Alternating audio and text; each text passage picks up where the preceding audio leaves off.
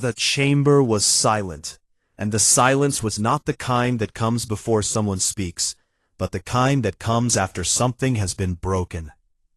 Rantovic could feel it in the room, and it sat on the tribunal members like weight, and he could see it in the way Admiral Vreth would not look at him, and in the way the Morthane ambassador's 3 hearts had fallen out of rhythm, and in the way the Dreth representative had closed his stone-gray eyes as if he could shut out what he had just heard. But Rantovic was not finished. "I have one more thing to tell you," he said, "and it is not about tactics or strategy or fleet composition or the hive synth." He took a breath, and the sound of it was loud in the quiet chamber. After the Third War ended, there was a ceasefire ceremony aboard a diplomatic vessel in neutral space, and I attended because I was the senior surviving Concord officer, and because the alternative was to go home and sit in a room with my missing arm, and think about 1,200 ships, and I was not ready to do that yet.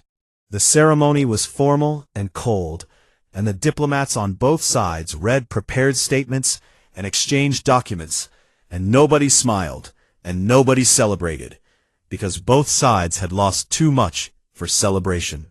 Afterward, there was a reception, and I stood in a corner, and I drank nothing, and I spoke to no one, and I watched the human delegation move through the room, and I studied them the way I had studied them for 30 years, and I hated them, and I respected them, and I did not know which feeling was stronger. And then one of them walked toward me. He stopped for a moment, and the memory was so vivid that it might have been happening right there in the chamber. Her name was Admiral Yuki Tanaka, and she was the commander of the human fleet that destroyed mine at the Battle of Proxima Threshold, and she was the reason I was standing in that room with one arm instead of 2. By human standards, and she moved with a kind of quietness that I had learned to associate with the most dangerous humans, because the loud ones are not the ones you need to worry about. She walked up to me, and she was carrying 2 glasses of a human drink called whiskey, and she held one out to me, and she said nothing for a moment, and then she said, "For what it is worth, General, your counterattack at Proxima was the most brilliant thing I have ever seen, and you nearly had us, and my people still study it." Rantovic looked at the tribunal, and he could see confusion on some faces, and anger on others, and he understood both reactions, because he had felt both in that moment. I did not know what to say to her, and this was the woman who had shattered my fleet and killed thousands of soldiers under my command, and she was standing in front of me, offering me a drink and complimenting my tactics, and I did not have a framework for processing that.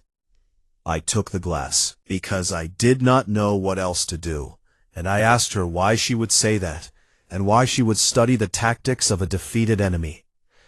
And she looked at me with an expression I will never forget, because it was completely sincere, and there was no mockery in it, and no pity, and no superiority. She said, "Because that is how we got here, and we learn from everyone, especially the ones who almost beat us."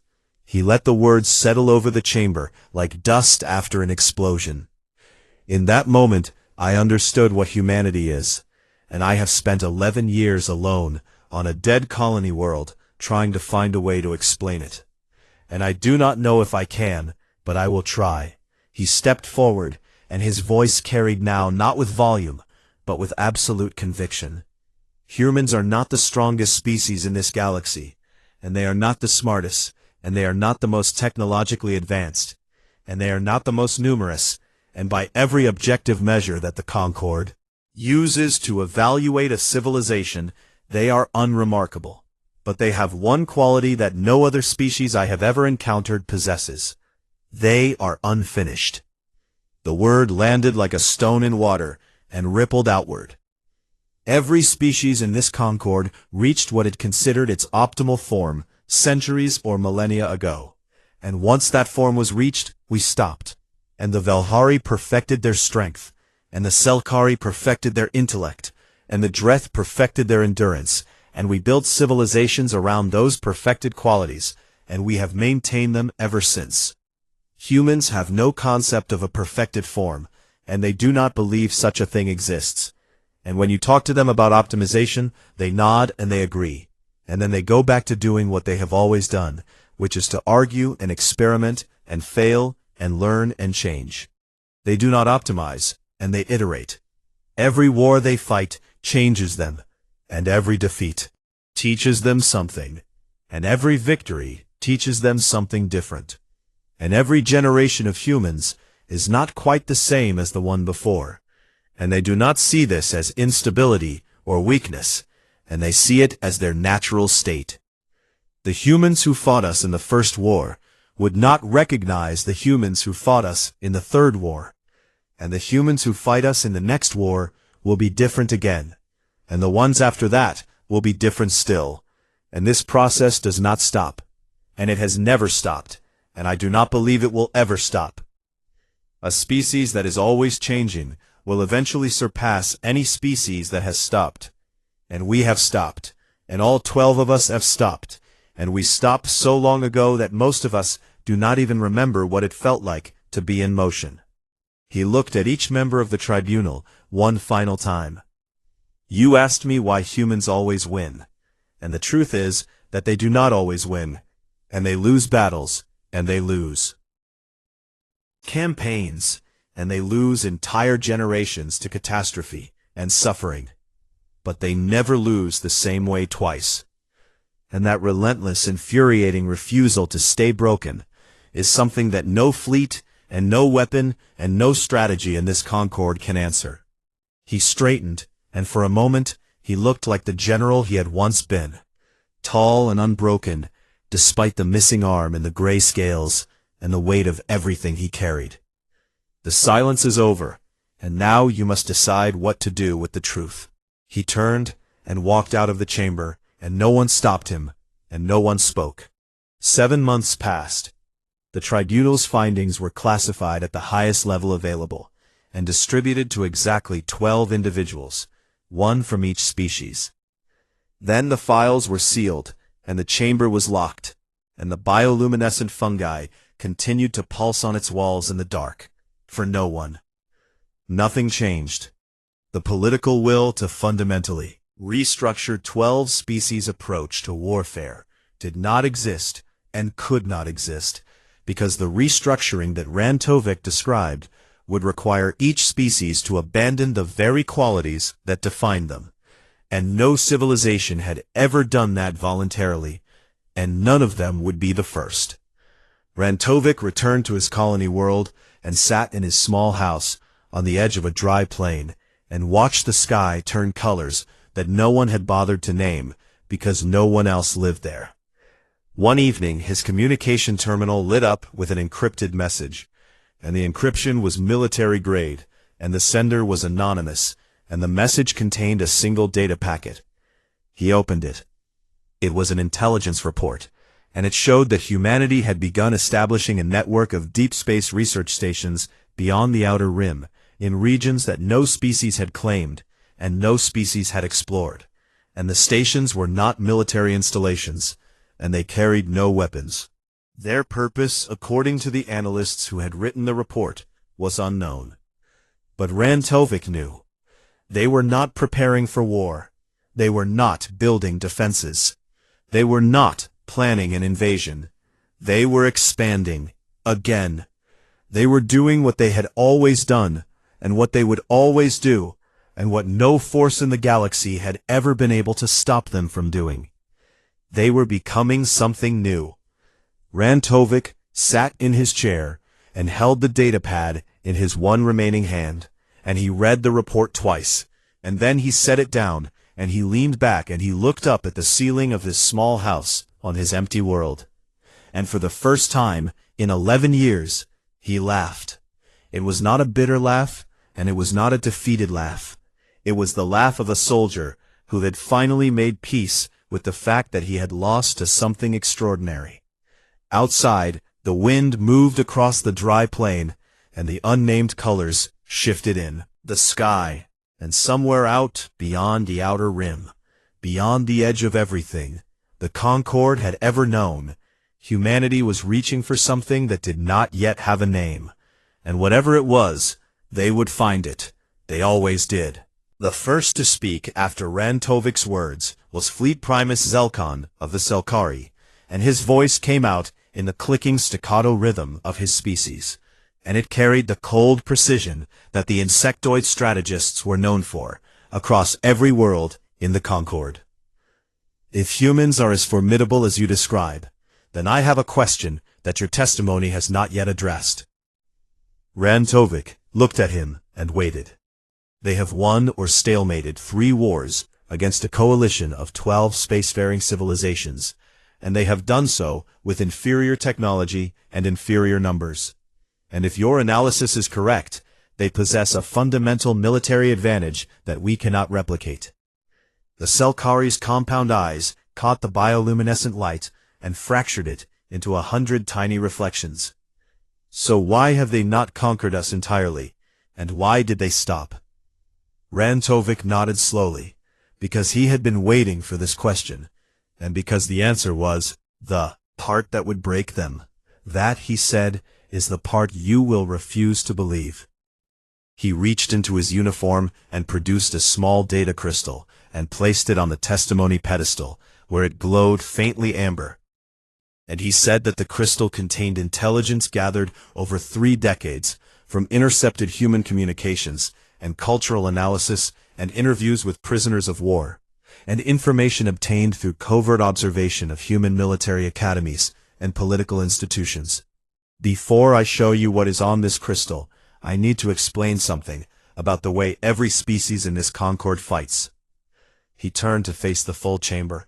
The Valhari, my own people, developed a war doctrine based on overwhelming force applied at decisive points.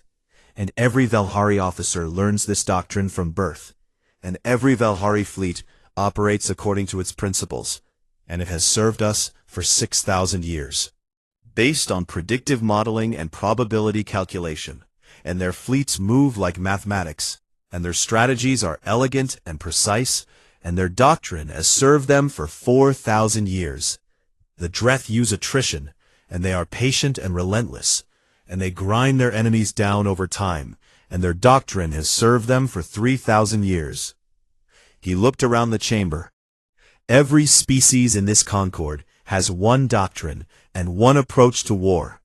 And this is natural, and it makes sense, because a species evolves one dominant way of thinking. And its military philosophy flows from that way of thinking, like water flowing downhill. He picked up the data crystal and held it up to the light. Humans have no single doctrine. The chamber shifted and murmured, and Rantovic raised his hand. I do not mean they have no military organization, and I do not mean they are chaotic or undisciplined, because they are neither. When you look at the entire human species, their approach to warfare is not unified, and it has never been unified. They have hundreds of competing military philosophies, and they argue about them constantly. He activated the data crystal, and projections filled the air above the pedestal, showing fragments of human military texts and academy recordings and debate transcripts. They have officers who study wars from thousands of years ago on their homeworld, and who apply lessons from those ancient conflicts to space combat. And a human admiral once told me that she won a fleet engagement using a tactic developed by a human naval commander who lived 300 years before humans even discovered electricity. They have strategists who disagree with each other so fundamentally that they can barely cooperate. And they publish papers attacking each other's theories. And they hold conferences where they argue for days about whether a battle fought on an ocean 1,000 years ago can teach us anything about space combat. Years ago has any relevance to a fight happening in orbit today? And the answer is that sometimes it does. He turned to the Selkari delegation. Your tactical hive synth is the most sophisticated strategic computation system ever built, and it can model the behavior of any military force in the galaxy with terrifying accuracy. And it fails against humans because it is trying to model one opponent. He let that land. It is not facing one opponent, and it is facing thousands. And every human commander is a unique tactical entity shaped by a different combination of history and culture and personality and training and emotion and the particular books they read and the particular teachers they had, and the particular mistakes they made earlier in their careers. No two human commanders fight the same way, and the Hive synth cannot account for that, because the Hive synth was built by a species that thinks in consensus. The Selkari Fleet Primus had gone very still, and his clicking had stopped entirely. Rantovik moved to the final piece of evidence, and this was the one that still woke him up at night. The third war and the battle that cost me my arm and my fleet, and the battle that ended the war. The Battle of the Viridian Corridor. He pulled up a tactical display showing the Concorde formation that had held the corridor, and the 3 human fleets that had converged on it. Fleet 1 attacked us conventionally with a direct frontal assault, and our formation held because it was designed to hold against exactly that kind of attack.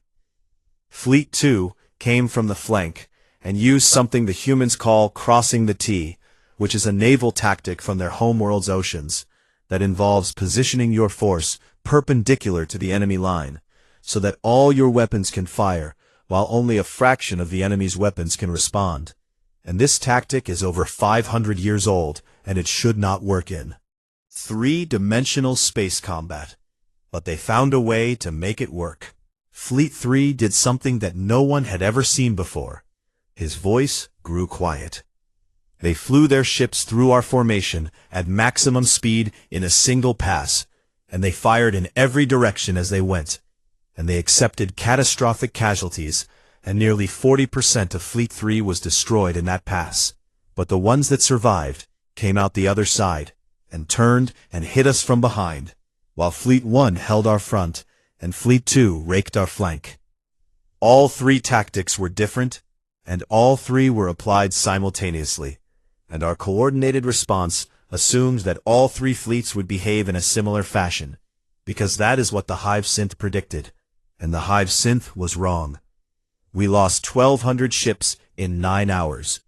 The number echoed in the chamber like a funeral bell. 1,200 ships and tens of thousands of lives because we could not process the idea that 3 human commanders facing the same enemy at the same time would each choose a completely different way to fight. He deactivated the display, and the tactical projections faded, and the chamber was dim again, with only the slow pulse of the fungi on the walls. This is my third point, and it is the most important. The Concorde's greatest strength is unity, and 12 species with 1 consensus and 1 optimized strategy and 1 coordinated response. And that strength has conquered star systems and ended wars and built an empire that has lasted 9,000 years. And it is also our fatal weakness, because unity means predictability, and predictability means that a sufficiently creative enemy can model your response before you make it, and humans are sufficiently creative. They do not field 1 strategy in a war, and they field 1,000 strategies, and they let natural selection decide which ones survive, discard, and the ones that succeed they spread to every fleet and every commander and every ship within weeks. They evolve during the war itself, and they evolve faster than any species the Concorde has ever encountered. Fleet Primus Zelkan spoke again, and his voice was very quiet. You are saying we cannot beat them. Rantovik met his compound eyes. I am saying we cannot beat them the way we are. He paused, and becoming something that could beat them would require us to become something that we are not. The Second Terran Expansion War began 12 years after the first ceasefire, and the Concorde had spent every one of those years preparing. New ship classes had been built with heavier armor and redundant engine systems designed to survive the kind of improvised attacks that had crippled the fleet before. And the tactical Hive synth had been upgraded with a new module specifically created to model what the Selkari Intelligence Division called irrational adaptive threat actors, and the 12 species of the Concorde had contributed their finest officers to a joint command structure that was supposed to be faster and more flexible than anything that had come before. Rantovik had been promoted to senior fleet general, and given command of the Concorde's 3rd Assault Group. He had spent the years between wars studying every piece of intelligence on human military behavior that he could access, and he believed that he understood them better than any other officer. Fleet. He was wrong. The engagement that broke me, he told the tribunal, took place at a station called Caldera, in a system so poor in resources that it did not even have a proper name on our star charts. Caldera Station was a human forward operating base, and it was small and old, and its weapon systems were a generation behind, and it held approximately 8,000 human soldiers and had supplies for perhaps 2 weeks, and it sat in a system that had no strategic value whatsoever. Caldera Station was a human forward operating base, and it was small and old, and its weapon systems were a generation behind, and it held approximately 8,000 human soldiers and had supplies for perhaps 2 weeks, and it sat in a system that had no strategic value whatsoever. The humans refused, and the tribunal chamber had grown very quiet, and Rantovic could see that several of the admirals had stopped looking at him, and were instead staring at the floor, or the walls, or their own hands, because they already knew what he was going to say, and they did not want to hear it again. In the first week, they disassembled non-essential station modules and used the materials to build gun emplacements in locations that our targeting systems were not calibrated to track, and they welded hull plating into blast shields, and they turned maintenance corridors into kill zones. In the second week, they vented atmosphere in entire sections of the station deliberately and on purpose, and they created zones that only humans in pressure suits could operate in, and our ground forces could not follow, because the Velhari cannot survive in hard vacuum for more than a few minutes, and neither can the Dreth or the Yulani. In the third week, they began sending out single-pilot shuttles on what our analysts classified as suicide runs, and we destroyed most of them, but the ones we destroyed were empty, and the ones that were not empty carried improvised explosive devices that did little damage to our ships, but forced us to reposition and waste point defense ammunition, and every time we repositioned, they used the gap to slit supply drones through our blockade. He paused, and there was something in his expression that might have been wonder. And they played music. The Morthane ambassador tilted her translucent head. They broadcast music on open communication channels during firefights, and it was loud and chaotic. And our communications officers did not know what to do with it, and some of them thought it was a coded signal, and spent weeks trying to decrypt it, and it was not a coded signal. It was just music. They played it because it made them fight harder. Rantovic let that hang in the air for a moment, and then he moved on to the part of the story he had never told anyone. During the 4th month of the siege, I captured a human officer, and her name was Commander Lena Vasek, and she was brought to my flagship for interrogation, and she was injured and exhausted, and she had not slept in what I later learned was over 60 hours. And she sat in the interrogation room, and she looked at me with eyes that should have been defeated and were not. He could still see her face, and it had lived in his memory for decades, like a photograph that would not fade. I asked her why they did not surrender, and I explained that the station had no strategic value, and that reinforcements were not coming, and that she would save 8,000 lives if she simply agreed to lay down arms. And I told her that I respected her courage, but that courage without purpose was just waste. He stopped, and the chamber waited. She smiled at me, and she said, "Because every hour you spend here is an hour you are not spending somewhere that matters. And you still have not figured out that this station was never the point." That Rantovic could hear the bioluminescent fungi pulsing on the walls. I did not understand what she meant until 3 months later, when the siege was finally over, and I received a priority intelligence briefing that informed me that during the 7 months we had committed 200 warships to crushing one worthless station in a worthless system. The human military had launched a massive flanking offensive through a corridor of deep space that we had left unguarded, specifically because we had pulled ships from that sector to reinforcing the siege. They took 11 systems in that offensive. 11. He looked at the tribunal, and he could see the understanding forming on their faces, like cracks spreading through ice. Caldera was bait, and 8,000 humans volunteered to be the bait, and they held for 7 months, knowing that no one was coming to save them, because their job was not to survive, and their job was not to win, and their job was to make us look in the wrong direction long enough for the real attack to land. And it worked. Rantovic stepped forward, and his voice hardened. This is what I need you to understand, and this is the thing that the Hive Synth cannot compute, and this is the reason I asked the non-military personnel to leave. Humans do not think about war the way we do, and they do not think about war the way any species in this Concord does. Every one of our 12 species treats war as a problem to be solved, and we look for the optimal strategy, and we execute it, and we achieve victory. And that approach has worked against every enemy we have ever faced, because every enemy we have ever faced thinks the same way. Humans do not try to solve the war you are fighting, and they try to change which war is being fought. They do not ask, how do we win this battle? And instead they ask, how do we make the enemy fight the wrong battle? They make decisions that look irrational, because the decisions are irrational, and that is the point. Because when you force your enemy onto ground that neither side has seen before, the side with the better plan loses its advantage, and the side that adapts faster gains one. He had a name for it, and he had carried the name in his head for 20 years.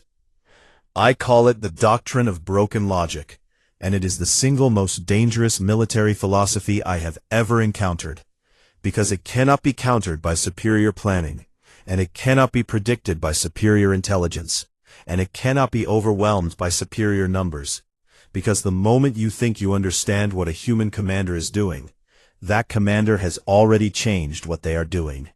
He stopped and looked at the tribunal, and he could see that some of them were angry and some of them were frightened, and the Selkari delegation had gone perfectly still again. You want to know why we lose? His voice dropped low. Every battle plan we have ever written assumes that the enemy wants to survive, and humans want to survive too. But they want to win slightly more. And that difference, as small as it sounds, is an abyss that none of us have ever found a way to cross. Rantovic began with the First War, because that was where the lie had started. 40 years ago, he said, I was a mid-ranking fleet commander assigned to what High Command called Operation Swift Lesson, and the name itself should tell you everything about how seriously we took them. He let that sit for a moment and watched the tribunal shift in their seats. Humanity had colonized 3 systems in Concord claimed space, and the directive was simple: push them back behind the Orion line, and demonstrate that further expansion would not be tolerated. And we were told it would take 8 days. He almost laughed, but the sound that came out was closer to a cough. 8 days. The Concorde had deployed 4,000 warships against Earth's 600, and the numbers were so lopsided that some fleet commanders had treated the deployment as a training exercise, and junior officers had volunteered for the campaign specifically because they wanted easy combat. Experience for their service records, and the tactical Hive Synth had run 9,000 simulations, and in every single one, the human defense fleet was destroyed within the first week. On day 1, the Concorde's vanguard crossed the Orion line and met the human outer fleet near a system called Kepler's Ring, and the battle lasted 11 hours, and it was exactly what the Hive Synth had predicted. The human fleet was outgunned and outmaneuvered and outmatched in every measurable way, and by the time it was over, more than 300 human ships had been destroyed or disabled, and the Concorde had lost 14 out of 4,000. On day 2, the remaining human ships pulled back toward their inner colonies, and the Concorde pursued at full speed, and the mood across the fleet was something close to boredom, and Rantovic remembered sitting in his command chair, reading reports, and thinking that he would be home within the week. Changed. The surviving human ships did not retreat to regroup, Rantovic told the tribunal, and his voice had grown quieter, as if he were telling a ghost story. They did not fall back to a defensive line, and they did not consolidate their remaining forces around their colonies, and they did not do any of the things that the Hive Synth predicted they would do. He looked at the Selkari delegation. They broke apart. The remaining human fleet shattered into hundreds of independent groups of 2 to 5 ships each, and they scattered in every direction like seeds thrown into the wind. Within hours, there was no central human command structure left, and no unified fleet, and no coordinated defense. The Concord's admirals celebrated. The Hive Synth classified the human military as functionally dissolved, and recommended a simple mop-up operation to hunt down the fragments. That was the first mistake. Within days, the fragments began to attack. They did not attack the way any military force in the Concord's history had ever attacked. One group of 3 human destroyers led a Concorde patrol squadron into a nebula that the humans had seeded with jury-rigged fusion cores pulled from their own backup reactors. And when the Concorde ships entered the nebula, the cores detonated, and the blast tore through 7 warships in seconds. And the 3 human destroyers were already gone before the light from the explosion reached the nearest sensor array. Another group captured a civilian cargo freighter and packed it with asteroid debris, and accelerated it to a significant fraction of light speed, and aimed it directly at a Concorde dreadnought's engine array, and the dreadnought's point defense systems were designed to intercept missiles and energy weapons, not 1,000,000 tons of rock moving at relativistic velocity, and the impact sheared the entire rear third of the ship away. A crew of 40 aboard a crippled human destroyer boarded a Concorde carrier through a breached hull section, and they fought through the corridors for 19 hours straight, using weapons they had improvised from engineering tools and hull plating, and they held a single junction point that controlled access to the carrier's flight deck. And they held it long enough for another human wolf pack to arrive from outside the system and take the carrier intact. Rantovic paused and let the silence fill the chamber. "We lost that carrier," he said. "We lost a dreadnought, and we lost 7 warships in a nebula. And we lost dozens more in the weeks that followed to tactics that no one had ever seen before, and that the Hive Synth could not predict, because the Hive Synth works by modeling enemy behavior, and there was no single behavior to model." He turned to face the tribunal fully. The Hive Synth's prediction accuracy against human tactics dropped to 15%, and I want you to understand what that number means. Against every other species we have ever fought, it runs at 94%. Against the Dreth, it runs at 97%. Against the Selkari themselves, it runs at 91%. But against humans, it was 15. The Selkari delegation did not move, but their antennae had gone completely still, which meant they had stopped running calculations entirely, and that was something Rantovic had never seen them do. "The war lasted 14 months, he said. "Not 8 days, but 14 months, and it ended in a negotiated ceasefire, which was the first time the Concorde had failed to achieve total victory in over 2,000 years. And when it was over, I submitted a report to High Command, detailing what had happened and what it meant." He paused. "The report was classified and buried, and I was promoted and told not to speak of it again." A low sound moved through the chamber, and it might have been anger, or it might have been shame. Continued, and now his voice carried the weight of something he had been holding for 4 decades. "You want to understand humans, and so I will tell you the first thing I learned about them in that war." He held up his remaining hand and closed it into a fist. "The Concorde fights wars through optimization, and we are magnificent at it, and our fleets are coordinated, and our strategies are refined, and our technology is superior, and on the first day of any conflict, we are the most dangerous force in the galaxy." He opened his fist slowly.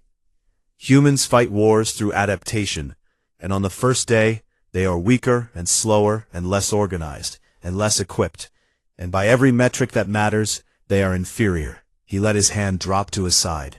But wars are not decided on the first day, and the longer a war goes on, the more the humans learn, and the faster they change, and the more creative they become, and the more willing they are to do things that no rational species would consider. And by the 100th day, they are not the same enemy you fought on the first day. And they never will be again. A voice interrupted him, and it belonged to Admiral Vreth, and it was tight with frustration. So your testimony is that humans are merely stubborn. Rantovik looked at his old colleague for a long moment, and something passed between them that was personal and painful and had nothing to do with the tribunal. No, he said quietly. Stubbornness is what you call it when it fails. He turned back to face the full chamber. I am trying to explain what happens when it does not. The chamber had been carved from the bones of a dead moon 10,000 years ago, and no one alive remembered who had done the carving. Bioluminescent fungi clung to the walls in streaks of pale blue and green, and their light moved slowly, like breathing, and the 12 seats of the Concord Tribunal rose in a half-circle at the center of the room, each one built to fit a different species, and each one occupied by a figure who had not spoken in nearly an hour. They were waiting. General Rantovik of the Velhari Dominion stood at the entrance to the chamber, and he did not move for a long time. He had once been the most decorated military commander in the 9,000-year history of the Concord of 12, and his name had been spoken in war academies across 800 worlds, and his strategies had been studied by every species capable of holding a weapon, and none of that mattered anymore. He was old now. His scales had lost their deep violet color, turned a faded gray, and the left sleeve of his uniform hung empty and pinned to his side, because his arm had been taken from him at the Battle of Proxima Threshold 11 years ago, and he had never requested a replacement, because he said the absence reminded him of something important. And when others asked what that something was, he never answered. For 11 years he had lived on a barren colony world at the edge of Velhari space, and he had refused every summons and every request for interview and every demand for testimony, and he had not spoken publicly about the wars, or about humanity, or about anything at all. Until now. The tribunal had not asked this time. They had ordered a unanimous decree from all 12 ruling species of the Concord, had compelled him to appear, and that had never happened before in living memory. And the fact that it happened now told Rantovik everything he needed to know about how afraid they had become. He walked into the chamber slowly, and his boots echoed against the ancient stone, and every eye and lens and sensory organ in the room turned toward him. The presiding voice belonged to Ambassador Quellis of the Morthane Collective, and she was a tall, fluid creature with translucent skin through which her 3 hearts could be seen beating at slightly different rhythms. And she spoke with the careful, measured tone of someone who had practiced what she was about to say. General Rantovik, you have been summoned before this closed tribunal to provide testimony regarding the military conflicts between the Concord of 12 and the species known as humanity, and specifically to address a question that this body has been unable to answer through any other means. She paused, and her 3 hearts beat once in unison, which among the Morthane was a sign of deep unease. The question is this: why does the Concord keep losing? The chamber was silent. Rantovik looked at them one by. He saw Admiral Vreth of the Velhari, his own people sitting rigid, with his jaw locked and his 4 eyes fixed forward, like a soldier waiting for an explosion he knew was coming.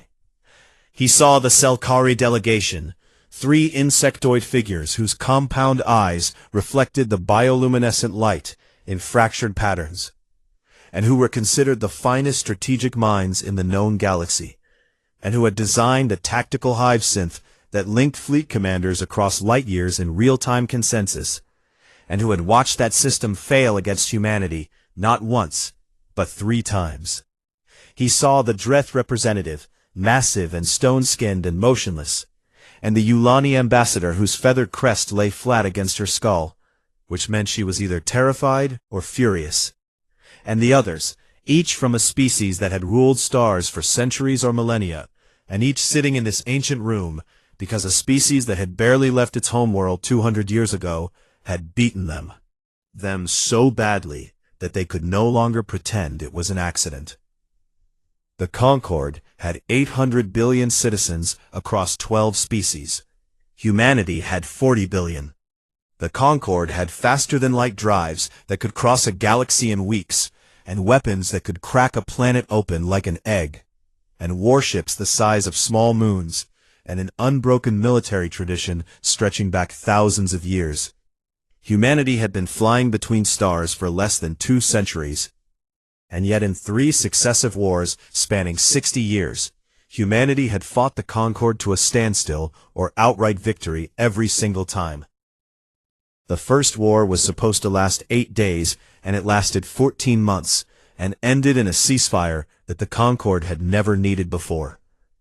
The second war was supposed to reclaim lost territory, and instead it cost the Concord an entire fleet group, and ended with humanity holding more systems than they had started with. Supposed to be the final decisive campaign, and it had been the worst defeat in Concord history. And it had taken Rantovik's arm and his fleet, and something else that he had never been able to name. And now 12 species sat in a room carved from a dead moon and asked the one question they should have asked 60 years ago. Why? Rantovik reached the center of the chamber, and he stood in the circle of pale light, and he looked at Ambassador Quellis, and he said nothing for a very long time. Then he spoke, and his voice was quieter than anyone expected. "You will not like what I have to say." No one responded, and most of you will refuse to believe it. Still nothing. He looked at the Selkari delegation directly, and he saw their antenna twitch, which meant they were already running predictive models on what he might say next. And he almost smiled, because that reflex was itself part of the answer. Losing. The words hung in the air like smoke. Admiral Vreth shifted in his seat and his jaw tightened further, and Rantovik knew that his old colleague wanted to interrupt and tell him to get to the point and deliver a clean tactical analysis with numbers and projections and recommendations that could be fed into the Hive synth and converted into a new war plan. That was what they all wanted. A solution, a fix, an optimization. Rantovik was not going to give them one.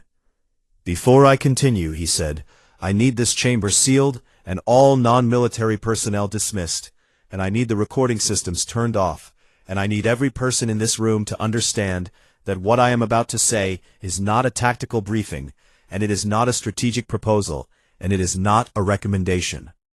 He paused, and the fungi on the walls pulsed slowly, blue to green to blue. "It is a warning."